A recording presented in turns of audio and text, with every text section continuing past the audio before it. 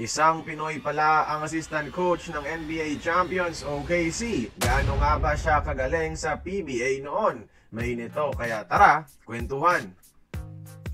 Isa sa rason bakit ang galing ng batang team ng OKC Thunder ay dahil sa mga coaches, mga idol. At alam nyo ba na isa sa mga assistant coaches ni head coach Mark Daigneault ay Pilipino? Siya ay si Chip Engelland, mga idol. Pero bago mag-react dyan, siya ay isang naturalized Filipino, hindi puro.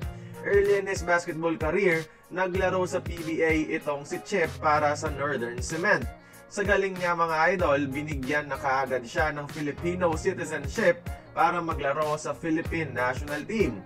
With all due respect sa mga legends natin, siya ang best shooter ng national team, mga idol.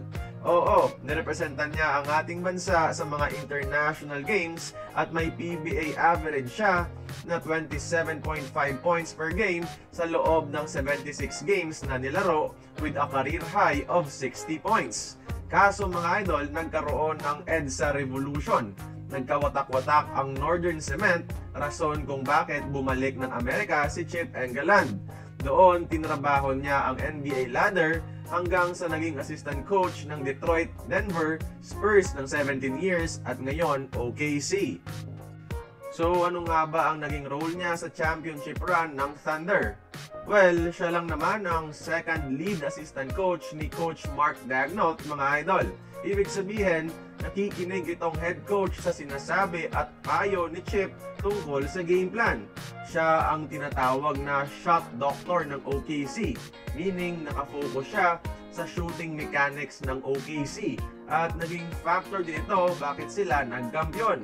Labis nga ang pasasalamat ng kanilang best shooter na si Lu Dort sa kanya. He was good. Chip has seen a lot of players, coached a lot of players, and spent the last 2 years working on it. Reflect on 34.5% ang 3-point shooting ng OKC, mga idol, sa buong final series. And there have been games na sinalba sila ng kanilang mga 3-pointers. Pangatlong championship na niya ito bilang isang assistant coach sa NBA. Yung dalawa ay galing sa San Antonio kung saan naging factor din siya kung bakit nila tinalo ang koponan ni LeBron James. Huling bisita niya sa Pilipinas, mga idol, ay noong 2023 FIBA World Cup pa. At proud akong sabihin na nakita ko siya sa personal noong nanood ako ng Team USA versus New Zealand. Sino magkakala na isa palang naturalized Filipino ang isa sa mga utak ng NBA Champions ngayong taon? Tingnan nyo, mga idol, bagay kaya siya sa gilas kung payagan ng Team USA? Join the conversation, magkomento lamang sa ibaba.